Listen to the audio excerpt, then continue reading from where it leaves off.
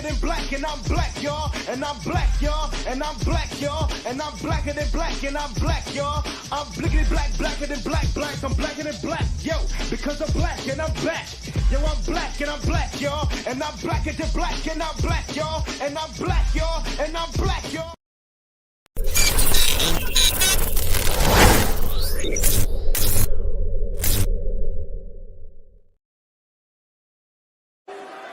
What do you guys want to talk about?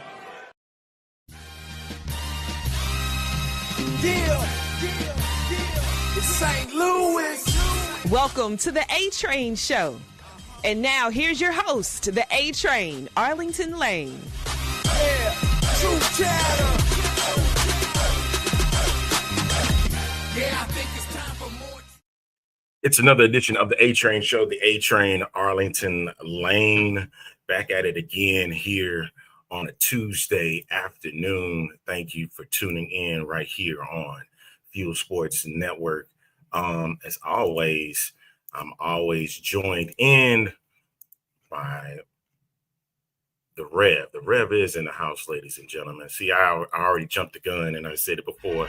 I even played this music, but it's all good because we here now.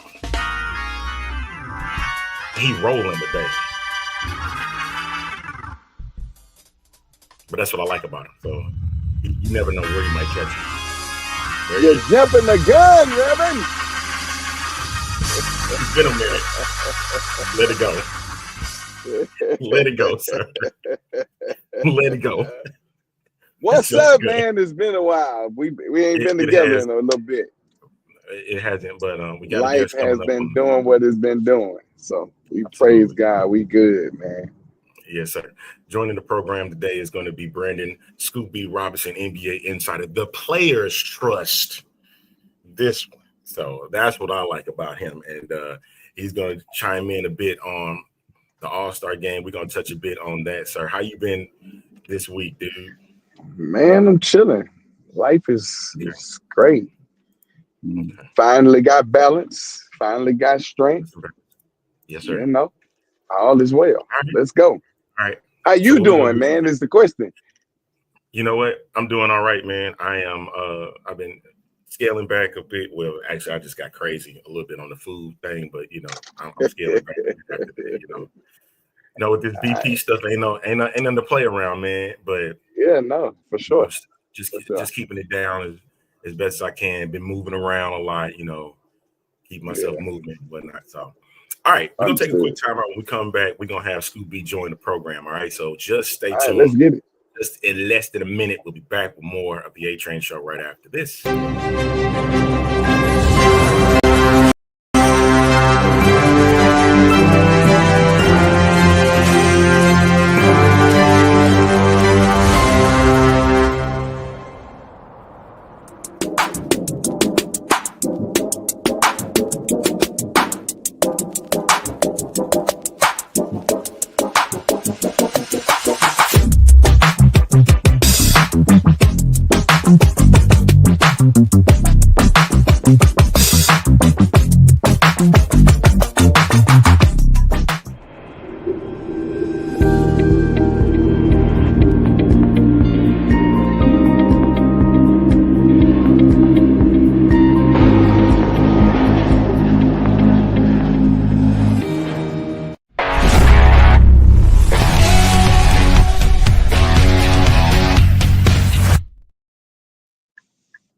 Back with this edition of the A-Train Show, the A-Train Arlington Lane. As you can see, the good Reverend Doctor is in the house, ladies and gentlemen. We in the building.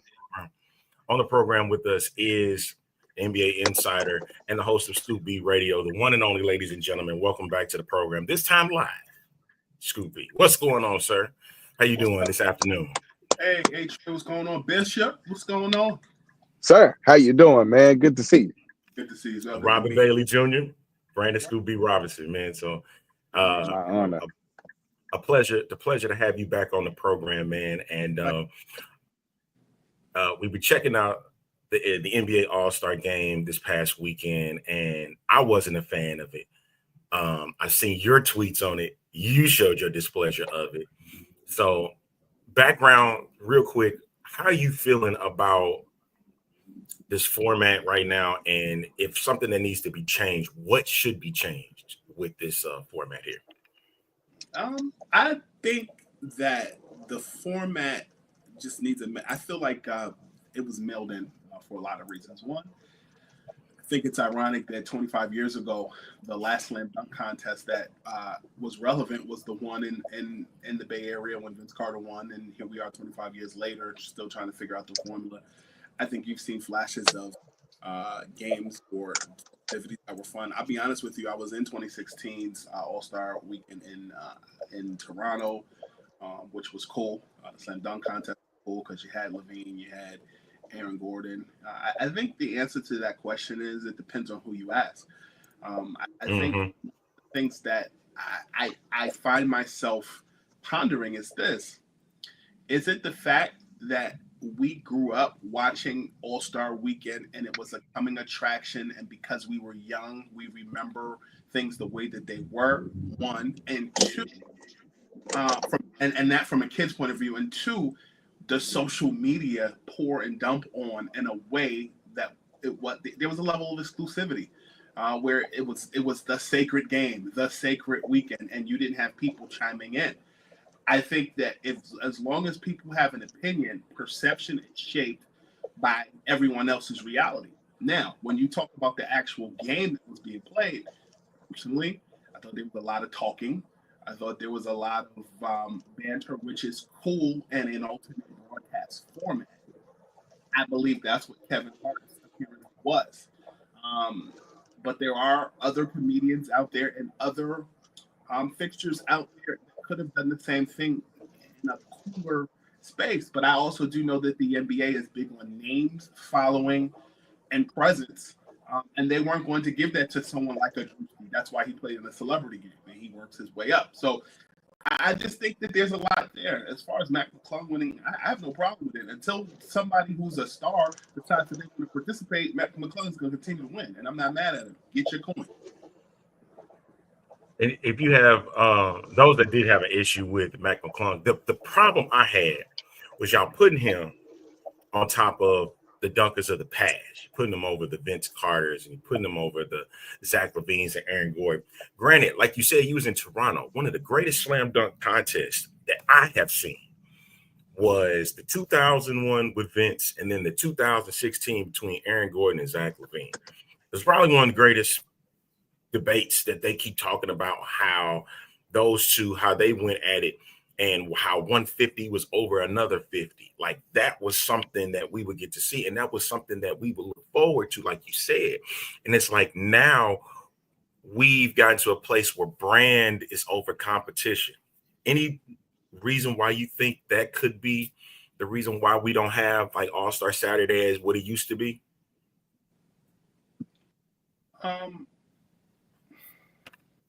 I think it's one of those things where, if you will, do you remember when, like around 98, 99, when WWE, for example, was now on WWE or WWF.com at the time, and you kind of saw the results from the night before? This, to me, that's comparable to basketball, where you kind of know who's participating. You kind of know the alternate endings and all that's going to happen before it actually happens. And social media serves as the cool kid club or the mean girls that decides the court of public opinion whether you're cool or not. And as long as you have people who care about that, it's going to be curated in that way. Talk about Vince Carter and the slam dunk contest from a brand and a sneaker perspective. I think those who are sneakerheads really pick up on this and know. I mean, the man won the slam dunk contest in a pair of Van 1 Tai Chi sneakers when he was a sneaker agent after leaving Puma, and then ultimately signed with Nike.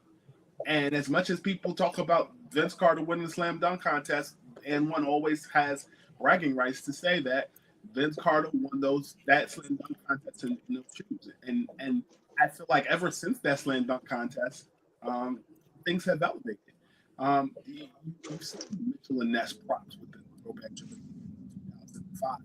2005. You've seen Blake Griffin jump over a car and Matt McClung picking up on that in the slam dunk contest. Akia at that. LeBron has told me why that was never a goal of his. And you know, he's spoken at length about it, but it gives conflicting signals because he did say during a slam dunk contest that he would participate. Concurrently, look at the star. I feel like when LeBron does something, people follow suit. And so until people who really take a stand and say, I'm going to do that, it's going to continue to be the product that it is. So, you know, I'll credit someone like Zach LaVine, for example. Zach and I have talked extensively about, like, I remember back in 2020, him telling me, texting, and he said, I'll participate in the slam dunk contest if I'm an all-star. And he ended up, I believe, at that time participating in the three-point shootout. He was shifting his role as a fixture in the league. Someone like Zach LaVine, I believe, will have longevity in the league similarly to Vince Carter and Blake Griffin, where he's, you know, established more of a steady jumper. I think that the slam dunk contest is for young people, and I think that as the NBA has evolved with the three-point shootout, and because Klay Thompson and Steph Curry and others have made the three-point shot so attractive, that's the attraction of the All-Star Weekend. And until somebody's a star that actually participates, it's going to be business as usual. I thought it was cool last year when Jaylen Brown did participate, but Tatum participated. Maybe that would move the needle a little bit more. I'm not sure. I just think that we're just in a place where I think we're so unimpressed because everything is at our fingertips. Can I ask the question though? I think, and I totally agree with you guys. I think for me as a fan and a basketball player myself, I think it's hard to try to up. You always look to try to make better what has already happened, if that makes sense. Mm-hmm. So you go from Jordan, Dominique era, and you go from trying to the competition of trying to better upstage each other. Like that was kind of the competition of it.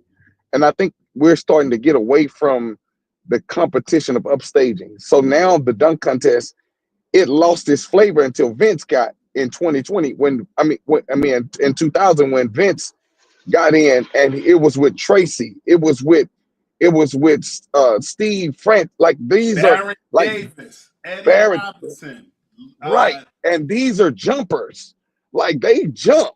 And so you got to consider, like, you don't get a John Morant who's dunking head over heels over people. You don't get those guys in the league that are jumpers, that are flashy dunkers to get in the dunk contest. Maybe because they're only flashy when it comes to dunking on people, but not really flashy when it comes to being creative with dunks. So my question then will become, if we're not getting creative dunks anymore and everybody's basically regurgitating or rehashing the same dunks, is there something else we could do possibly to draw more attention back to the dunk contest, back to the shooters? I thought getting Caitlin and Steph to do a shootout would have worked wonders if you put some of the female shooters in the three-point shootout. Maybe that will give WNBA as well as the NBA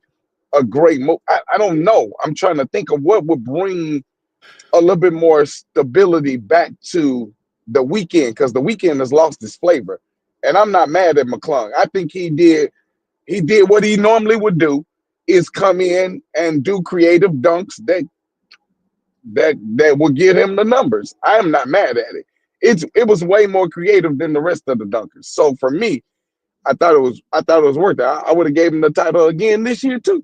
So, you know, unless somebody can come in and be creative and outstage him or outdo him, I don't think it's a bad look.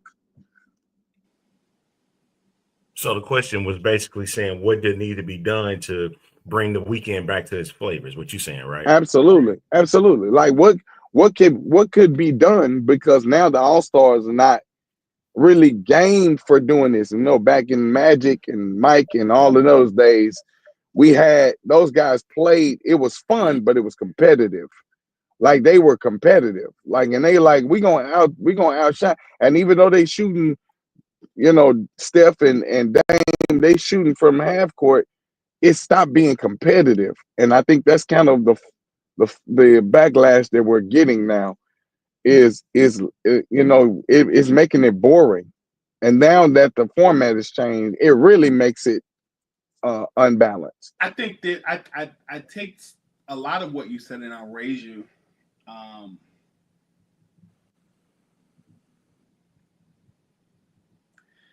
I think we've seen it all. Like, I think that there's a lot of people who are just not creative. And it's kind of like the Olympics where in 2004, where comparatively, where the rest of the world caught up. They watched the Dream Team. They watched Dream Team 2. 2000, they watched Vince Carter dunk over Frederick Weiss. And they said in 2004, I'm going to get them. And you're seeing Unrivaled in the one-on-one tournament doing well. I think Mac McClung participated in a slam dunk contest. It's actually a catalyst for change because you're seeking people from the outside. And not to say he's not on the inside, he's a two-way player. But I remember hearing people years ago talk about how, why don't we get N1 to come in and play against the NBA? Why don't we get street ballers or outside of N1, like slowly but surely from their corporate lenses saying it, but you need somebody who is actually like if I can use a comparison, I feel like the NFL was smart in having a curator come in and curate the Super Bowl. The NBA needs someone like that in the same vein to come in and make suggestions that someone who is still active but respected. I agree. And I definitely agree. Can't be the usual suspects that everybody like after. And I don't want to name names because it's not an attack on them. It's just like you have to bring in new blood to come in and create stuff. And I think that even when you looked at the All-Star Weekend and you looked at the tribute to TNT, that was a signal to the years of culture, the years of experience. But you're looking at a league that is changing and is rebooting next year. NBC is going to be totally different than TNT. And so I don't know that will definitely, I don't know that thought process will even live. We're talking about TV versus the curating of the entertainment factor of the game, which is two different.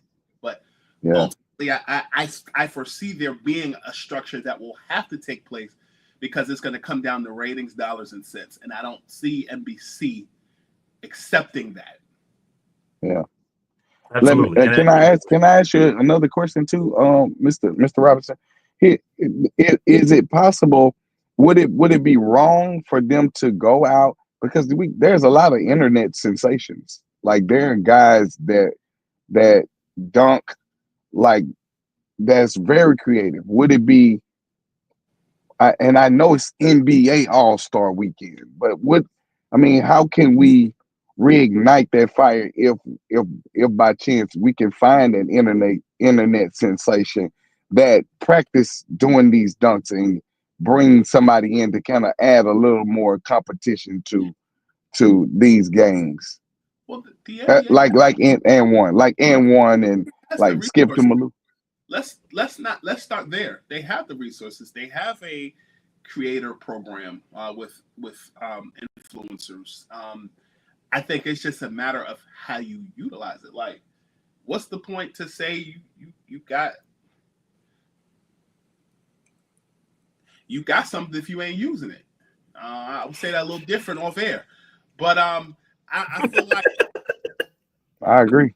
I feel like you have the resources to a lethal shooter. You have the resources to switch cultures. You have the resources to, myriad of other things. Switch cultures, of course, the media company, and then lethal shooter, the guy that's training everybody. You have access to the Chris Brickleys of the world.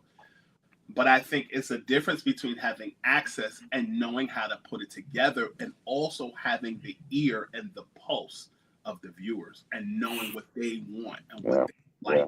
You're also There's adding with attention spans. Because you often talk about, it's often been talked about this season about NBA ratings being down, and to me, there's a multitude of factors that contribute to that aren't even. Number one, you're battling for social media watchers or social media consumers who are watching the game during, who can watch the clips later. You're also battling with people who are streaming on their televisions legally or illegally, as Lupe Fiasco would say. I think it comes down to the fact that we're not the target audience anymore. These teenagers and 20-somethings are. And are you fulfilling their appetite? I'm not sure. From the younger people that I talk to or people who are our age group that have kids, they'll tell me, man, they're not even watching the game. They're playing the game. These kids, you got to get them within the first 3 to 5 seconds or they don't care. For 40, I didn't watch it. We want to live nostalgia. Late 30s, 20-somethings, late 20-somethings to 40-something. They want nostalgia. These young kids, they don't give a shit. Excuse my language, ref. No, you good. You straight. I totally agree because I didn't watch the game. I wasn't impressed. I haven't been impressed for the last few years, and so I wasn't impressed. I did watch the 3-point shootout and the skills challenge and the dunk contest, but I mean, again, until we can get healthy competition back in place where it's fun, but the camaraderie it's still competition. That's one of the things I loved about Mike and Larry Bird and Magic Johnson and Isaiah Thomas. That generation was, okay, All-Star Weekend is what it is. We come out here, we hanging, we talking, we laughing, but when we hit that court, it's a different ball game. And they played as such. And so I think the value of that has been lost. So I do agree with you. Yeah, but two things I'll add to that. One, even when the Super Bowl halftime show, whether you liked it or you hated it, was a thing, there was still both style and substance being discussed on either Absolutely. side. I feel like the prevailing conversation and articles, think pieces, social media, what have you, is the quality. You can say what you want about Kendrick. You didn't understand what he was saying, but he gave you a show. The All-Star game itself, you did not see. Like the highlights will make up for the complaints, in my opinion, the next day. Mm-hmm. Like the other conversation that I think is worth having is there were people that played better than Steph in his home arena.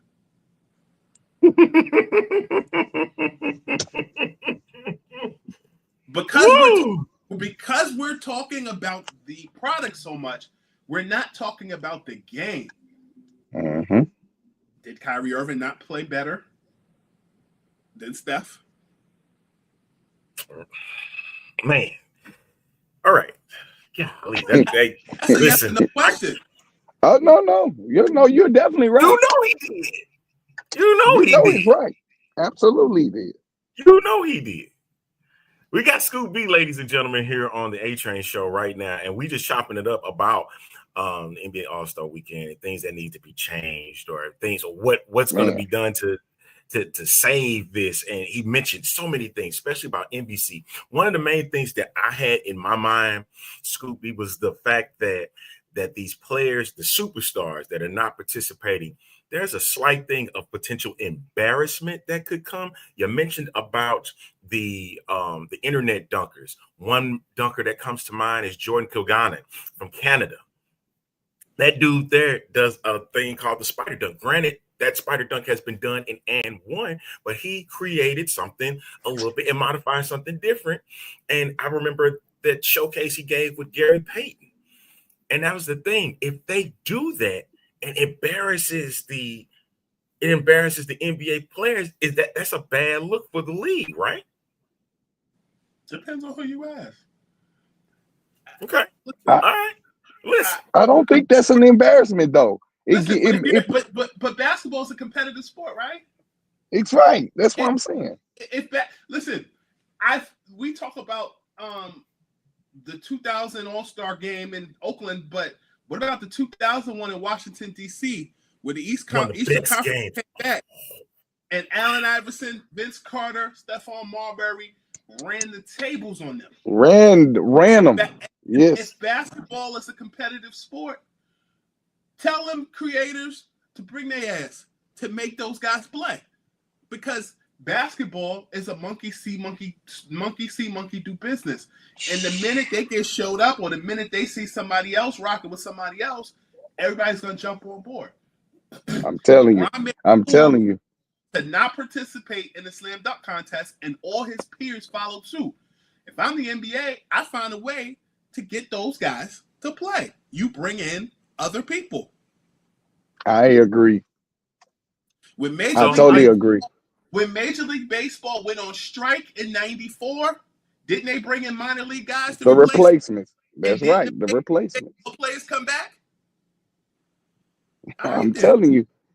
I think it would be great, because it would force me as an NBA player to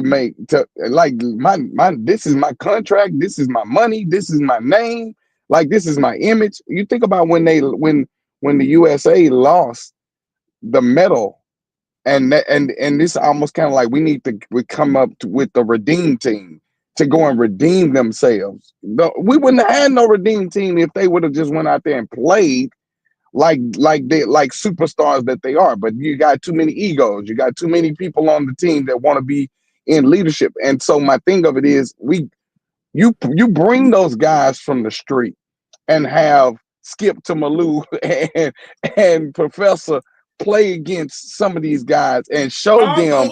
Arroyo in Puerto Rico lit that ass up. I'm just saying, that will make me get on my bench and go, yo, they ain't finna show us up. We the superstars. Like, literally, if they're competitive like they say they are, I think that would light a fire under their behind. I really do. What they say in the church, like the fire in my heart. Light it, Doc. Like that flame. Oh, yes, yeah, sir. Man. Yeah. Okay. Yeah. All right. So we got that. We got that much. Okay. LeBron mentioned hours before the game that he was not going to participate. He knew, in my mind, he knew about this injury. You took a spot away from somebody that could have played if you would have just stepped away a day before. You could have did it a day before and said I wasn't playing. You did it hours before you were there in San Francisco to say I'm not playing.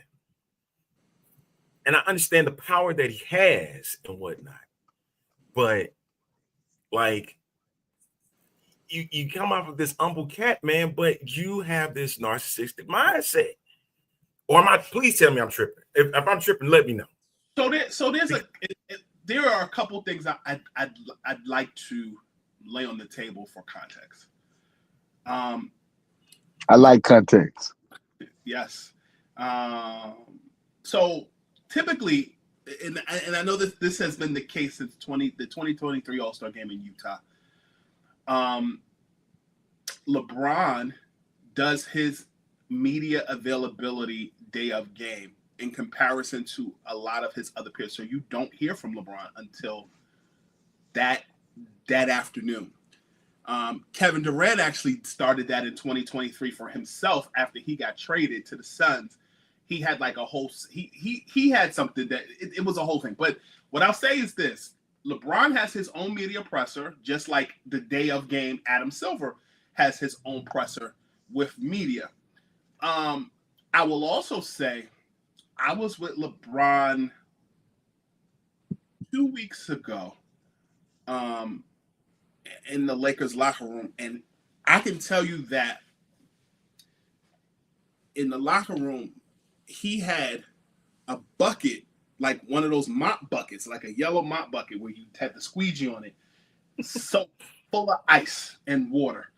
And it went from like his top of his feet all the way to past his, like to his calf area.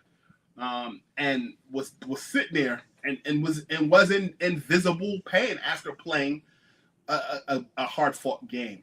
I'm not questioning his ankles, and I think at this point during the season, everybody is dealing with some level of injury. But I think that in this instance, with him, you don't hear from him until that Sunday because he does his availability. He got the time to rest and spend time with his family before he took that quick hour flight to San Francisco from Los Angeles. And I think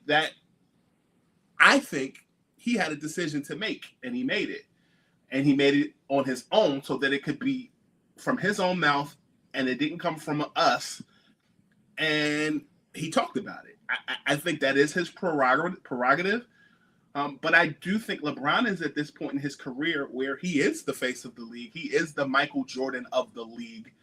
And he wielded his power in that instance. Norman Powell definitely should have been named an all-star. And that's a spot he could have had LeBron notified people a little earlier. It kind of reminds me of a couple of years ago when COVID was going on and they were sending guys left and right who were diagnosed with it in the 25th hour. But I do know that LeBron does want to rest, and he is looking at the rest of this schedule and is moving accordingly with his new teammate. Yeah. Could he have played? Maybe he could have played a couple minutes, but he decided not. Did I give context? No, perfectly. Because that's exactly what I would have said too. I think he needed that though. I think he needed that. But again, does that not? And you can answer this question for me. Does that not give? Like, I think the only reason why they have the extra man on the team is to give the extra man the opportunity to play in the game, right? Mm-hmm. So does that? Anthony Davis was out. Kyrie was the next man up. So Trae Young filled a void there. Norman Powell. If I'm Norman Powell, I use this as motivation to be the best team in Los Angeles. To be the best, absolutely, definitely. Gotcha. Definitely. Well, hey, that cleared up a lot for me. One thing that I also, for real, like seriously, it did. Because I was ready to say, LeBron is selfish, he's narcissistic, because here he is, but like Scoopy just put context on it, and he said that his availability was the day of the game, and not a lot of people know that. So that's the thing, right. And because of that, I had to pull back. You know what I mean? So, yeah. Draymond made some comments about the All-Star game format and stuff, and it caused some commotion, of course, on social media about it, pertaining to the format. His quote was, "You work all year to be an All-Star, and you get to play up to 40, and then you're done. Come on, what are we doing? This is ridiculous." What your thoughts on?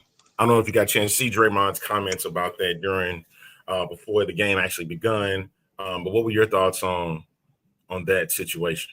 He said what he said. Lo and behold, but you don't think that there was anything.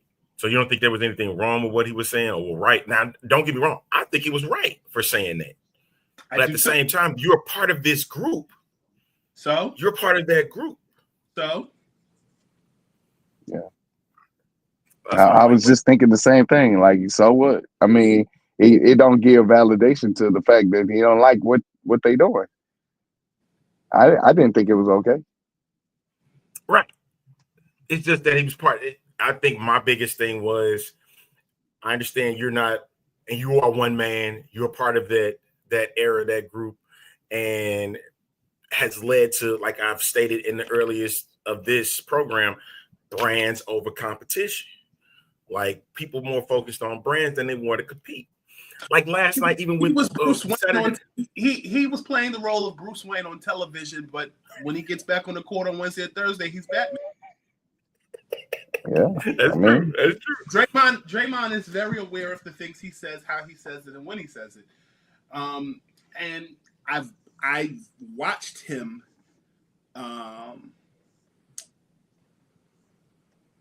wear both hats at the same time. I'll tell you, a couple seasons ago, I caught him on the road, and we talked pregame, and I said, "You got a few minutes for me after the game? I got you."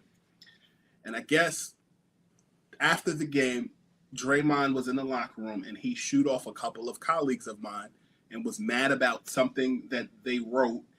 And he basically was like, and he said, I won't name names because I respect my colleagues, but I'm telling it for context and to kind of tie it back to what we're talking about.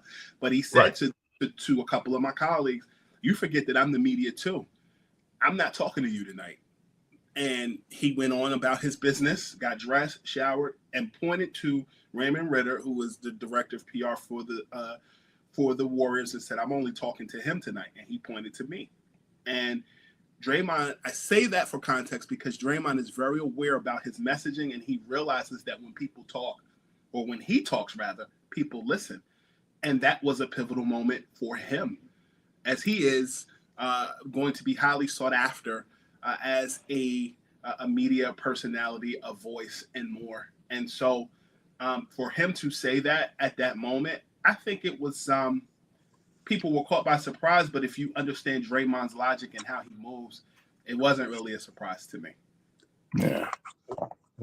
We talking with the inside of that Players Trust, Scoop B, right here on the A Train Show. Glad to have him. I know I said 30 minutes, but it's gone so well that I could not just sit there and just like, I knew I wasn't gonna get 30 minutes out of you. Take your time, Pat. Take your time. But as we continue on, the second, of course, we got the second half of the season. You mentioned about LeBron and Luka. What is the situation for them in LA? Is this a potential championship run that could be on? What is the status for Anthony Davis in Dallas? And is there some scoops that you can give to our viewer audience here on the A Train Show? So I got those three questions I want to throw up. One, do LeBron and Luka first. So we'll start with LeBron and Luka. As far as that pairing, I mean, everyone that I've spoken to on the Lakers side, they're excited. To me, Luka coming to the Los Angeles Lakers, to me, it's very Shaq-like, leaving Orlando, going to LA. Different set of circumstances, but a generational move if operated correctly. And it focuses on two things. One, the now, playing alongside LeBron and other pieces on that team who have been growing throughout the course of a few years. And two, it prepares the Lakers for life after LeBron is no longer there.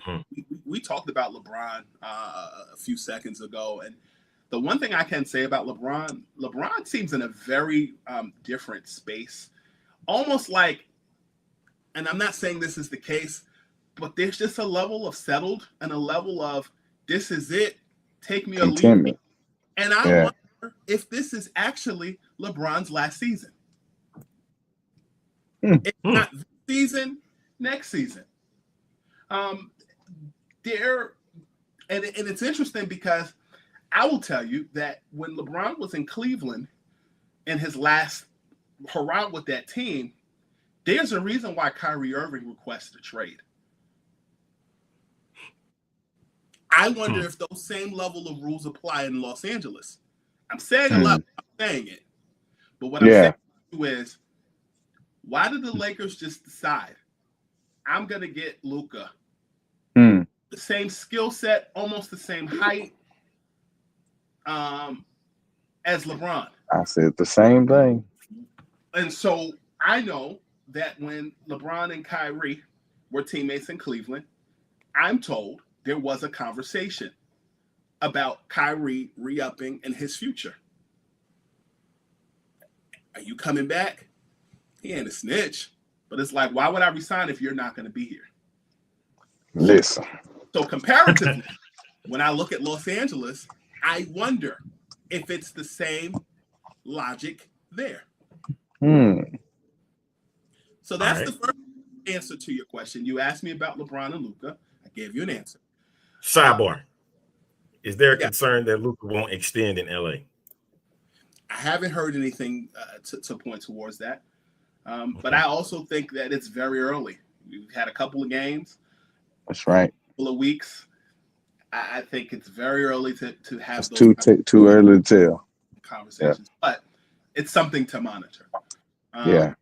So there's that. I think that when the level of light that LeBron has been, like I told you I was with him a couple weeks ago, very jovial, very talkative, very reflective. On that East Coast road trip, and then that Saturday of that East Coast road trip at the Garden, continuing that on the national broadcast, and right after Luka is traded.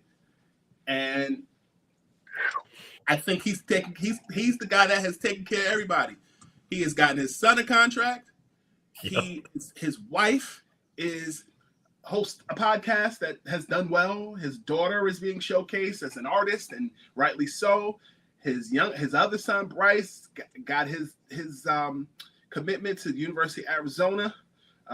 His right hand man, his chief of staff, Ernie Ramos is cemented, has made money, has been in a leadership role, an authoritative role.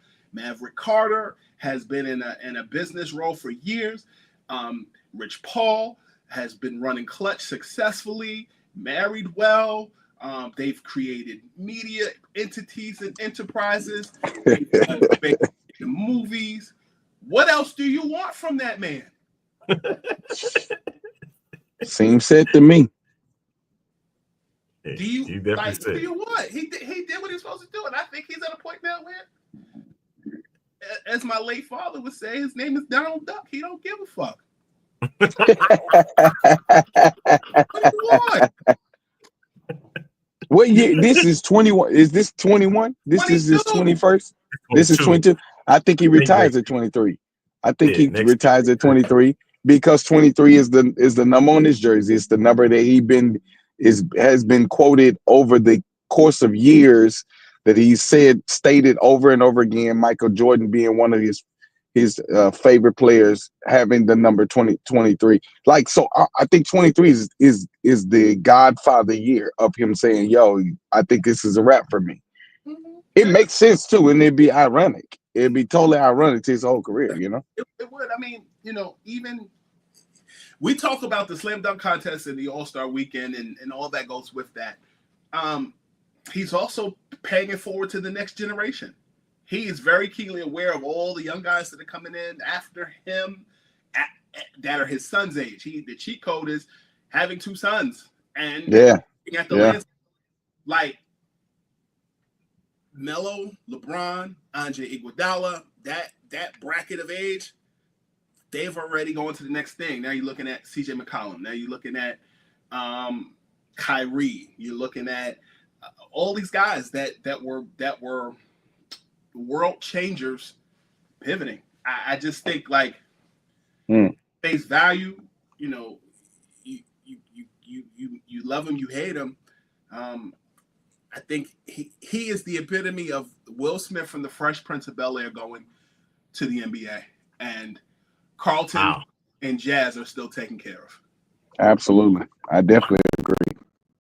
I never thought of that. No, not like that. No, I definitely agree. So you mentioned Kyrie. So what does that mean for him in Dallas? Even with this Anthony Davis injury.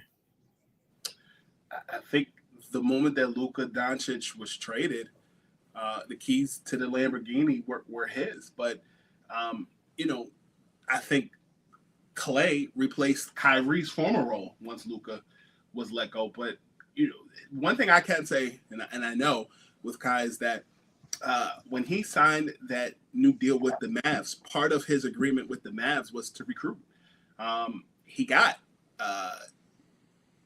Klay Thompson to come to Dallas. They have a long-standing relationship from playing on Olympic teams, and also because they both are wearers of Anta, the sneaker that I've extensively reported about over the last couple of years, a Chinese sneaker brand.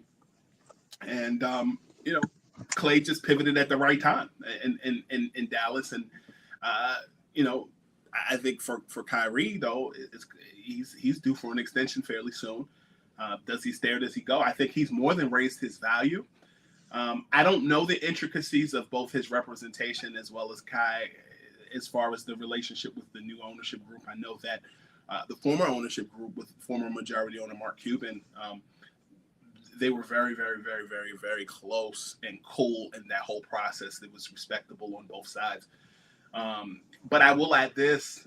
I know that as much as people boohooed about Anthony Davis' arrival in Dallas, I know that both he and Kyrie have lots of enveloped history. Number one, they both were wooed and or represented by Nico Harrison during his time as an executive with Nike. And Nico, from what I understand, a guy from Portland, Oregon, was tasked with recruiting Kobe Bryant to come to Nike when he was a sneaker free agent back in, I believe, 2004. Was told, do not come back to Portland until you have Kobe signing on the dotted line. And who did Nico meet with at that time? An agent named Rob Pelinka, former agent of Los Angeles Laker great Kobe Bryant. Pelinka now in the front office with the Lakers. So that is very enveloped. And of course, Kobe, one of the mentors of Kyrie Irving, and Anthony Davis also wearing player edition versions of Kobe's Nike shoes. So there's something there. Kyrie Irving's godfather, Rod Strickland, was an assistant coach at Kentucky when Anthony Davis was there under head coach John Calipari. I actually worked alongside Calipari when I was a child, reporter with the Nets from 1997 to 99 when he was the head coach of that team. And so I know that Kentucky tie goes very deep. But the Nike connection and all of that aside, I know that there were conversations that Anthony Davis and Kyrie were having back in 2018, back when Anthony Davis was still a member of the New Orleans Pelicans. And during that time, there was Kyrie pondering the notion, along with Anthony Davis, of AD actually coming to Boston and being teammates with Kyrie with the Celtics back then. Ultimately, Anthony Davis did pivot at the time. I believe when they were having those conversations, Anthony Davis was represented by Thad Fouché, who he later fired, and now, and to this day, Rich Paul is still Anthony Davis's agent.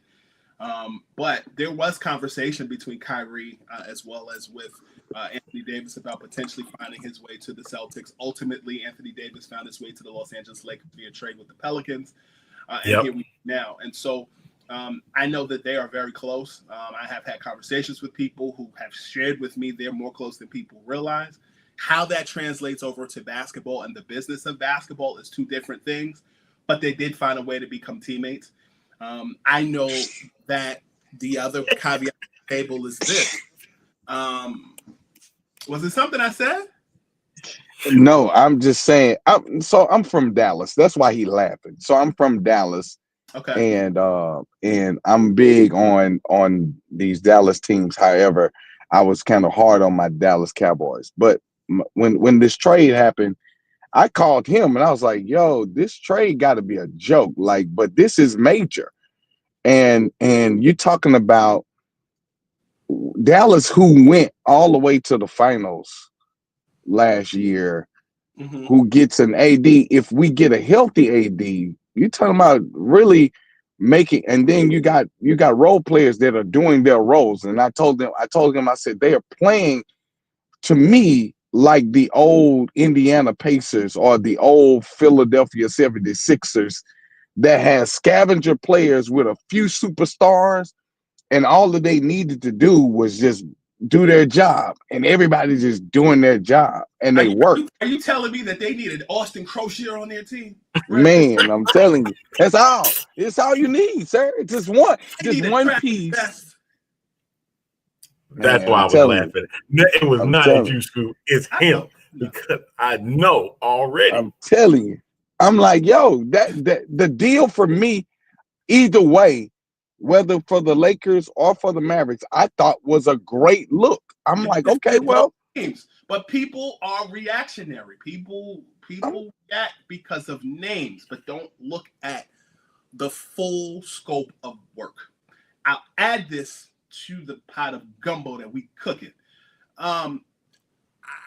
So Kyrie and Kevin Durant were Brooklyn Nets teammates. For some years. It didn't work out for a myriad of reasons. COVID vaccines, as well as Amazon links, as well as cohesiveness with, or lack thereof, with Steve Nash, James Harden, and more. I know that when the two of them knew that ultimately they were going to be traded at some point. So if they were traded in like January/February of 2023, I was in a business meeting in December of 2022 with someone high-ranking and familiar with both players' thinking. And they shared with me in December of 2022, around Christmas time, that even if those two get traded, they want to find a way to become teammates again. This was December 2022, around the Christmas holiday, somewhere between Christmas and New Year's. I don't have my Amex card and my receipt of when that meeting was, but I can tell you that it happened. It was over dinner. Man. But what I'll say is this: when I asked the person who had knowledge of the situation what that would look like, they kept saying or hinting to Phoenix, and I held that in my back pocket. A lot has changed since then, so don't take that meeting in 2022 as face value. But I do know that when ultimately the Nets were having conversations with the Phoenix Suns, there was a belief that both Kyrie Irving and Kevin Durant could find their way to Phoenix. And in fact, James Jones, general manager of the Phoenix Suns, was having conversation with Sean Marks in Brooklyn. And I know that Sean Marks wanted a certain amount of players to come on that team, and I know what James Jones didn't want. James Jones didn't want Kyrie. And that whole conversation scales back to when James Jones was a player. I won't get into specifics, but I know. I can kind of figure where you're going with that. But and I'm going to leave it at that. And I'll leave it at that. But what I'll say is this. I will say to you that Sean Marks didn't want Chris Paul. James Jones did not want Kyrie Irving. And so their conversation hit a wall.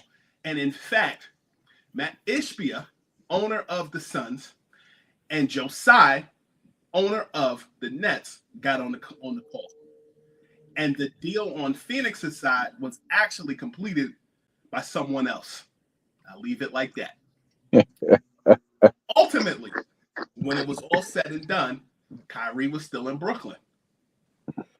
And they moved Kevin Durant to Phoenix. Kyrie ultimately went to Dallas. Yeah. And I still heard conversations about that. So over the summer, there was a report that Adrian Wojnarowski put out over the summer about Kevin Durant and the Houston Rockets being a potential suitor for Kevin Durant if things go left. Similarly to how certain things went left in Dallas with Luka. Mm-hmm. So my tweet August 24th, 2024 about Luka. Hey, my man got them Amex receipts on deck. That's what I love about my guy. I will say that Dallas has assets. It's a matter of what Phoenix will go with. I know at the deadline, the Washington Wizards did contact Phoenix. The Houston Rockets did contact Phoenix. But this is what I'll say. The way it was intimated to me was that they were doing their due diligence. They were just listening. But the thought process in Phoenix is if you have a guy of Kevin Durant's caliber, why would you even pick up the phone? The fact that they're listening lets me further know that listening process will take its course again in the summertime. I know last summer, Dallas had interest in Kevin Durant, as does the Houston Rockets. And there'll be other teams. I know that, the Washington Wizards are rebuilding, but I don't know if at this point in his career, going home really would make sense if you're trying to win another championship. So when you ask me about Kyrie Irving and you ask me about his plans and all this other stuff, I don't know, because I think there's a season that still has to play out, one. And two, if Kevin Durant is still on the menu, how do you go about getting him? Wow. There it is. There it is, folks. Hey, y'all gonna have to go back and rewatch this. That's the only way you're gonna know what's going down on this program. And let's go. Let's get it. Sir, I gotta, Lord willing, Lord Jesus, if it's your will, we let him have him every week. Because I need to like, geez. Yeah, we need the NBA insider coming right here every week, man. This is good. This is good. I have been rooting for this gentleman to be on NBC's coverage as the insider for them. I'm rooting for him. Like, just listen to me when I say this. This is a gentleman that's been doing this for 20. He is in his 28th year doing this. He's been doing this since he was young. And this guy has been on it. I just hate the fact I just see the social media comments all the time about this dude. And I'm like, you don't know what he knows. But guess what? He got a clap back for every single person that decides to come for him. So that's why I root for him. Don't get me wrong. We definitely appreciate you being on here too. I love Chris Haynes. I love all the NBA insiders. But this dude will always be number one in my book. And when he decided to come on the show 4 years ago, and shout out to Josh Price over at the Price Check. We was doing this because we wanted to get somebody that could give us the scoop on what's going on. It was good for the podcast. It was good for him. It was good for me, and it was good for Scoop B too, because it was just everything, man. And I love and that's how I started following him, man. And he got another follower with me, buddy. All right, how about that? Because I was sitting here going, yeah, I agree with everything. Yeah, we're gonna clap on that one, sir. Listen, and when he showed that much love to me doing this kind of stuff, man, I'm like, dude, you got a friend for life.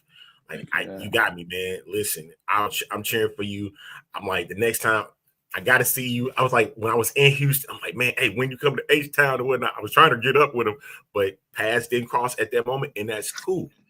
I'm like, I always call him if I need to, text him or whatever. If he want to come on the show, he makes time. And that's what I like about how he moves. And it's like, dude, thank you so much, man. Like, you gave so much insightful information to things that people will never even dare discuss. Yeah. We definitely appreciate it. And we grateful. I had questions. We had questions. I had answers. Thankfully. We see that. But as you know, the landscape of the NBA changes like that. Yes, it does. It's when I had tweeted that back in the summertime about the Lakers, and it was really just based off of something somebody else said. And so I made a phone call just to see what it was. I remember people like, ha, yeah, that's funny. That kind of goes back to our conversation about All-Star. Like, people are so glued into what they're glued into that don't think outside of the box. And here we are. It's just asking the right questions, making the right phone calls, and cultivating the right relationships so that you can do that. Absolutely. Yes, sir. We definitely appreciate it, man. Thank you, man. And I'm grateful that everybody got a chance to jump in, and those that did comment, thank you for that. Those that tuned in, sir, a pleasure. And again, always welcome to come through and do this again, man. Thank you. Ladies and gentlemen, yes, sir. The insider that the players trust, Brandon Scooby Good Robinson, to see you, sir. And right hand salute, man. All the best to you, and definitely, I'm gonna hit you up as soon as I get out of here, man. Yes, sir. All right. Lord have mercy. Mind blown. We have learned a lot, man. Yeah, no, we have facts. A lot. That's facts. And that's why I knew it was up. But we'll talk about the WWE stuff on Thursday. Don't even. All right, because I got a lot to talk about. Yes, sir. I don't have the time right now because I got to get going. No, I got to go too. I'm supposed to be already in this building, but I do have a lot. I'm gonna say this one thing. We got to talk about this video clip about what happened to Jade Cargill. Oh my God. All right. Because I do not agree. But we're going to talk about it Thursday. I don't think what they did last night had any real justification at all. And the crazy part about it is, I think it's going to happen at Elimination Chamber because both of them are in the chamber. Sure is. That's all I'm saying. That's all I'm going to say about that, Yeah. Red. The chamber Thursday. Because, oh boy. Thank you. All right, we'll catch y'all Thursday. Yeah, we catch you Thursday. We in Thursday. Yep, It's all for sure. WWE Thursday, man. So don't even ask about no other sport, even if it's Let's go. breaking news. It ain't going down. Let's go. Let's go. We'll see y'all then. Thank y'all so much for tuning in. Peace and hair grease tea. Peace and hair grease, as he said. Doc and the Yeah. Rev is out. Hey, Yeah, I gotta thank the other Deke. Yeah, Scoob B. Great job, man. Awesome insight. We appreciate it. Yo, okay. 2 fingers. Yeah, mind blown. Yeah. We out.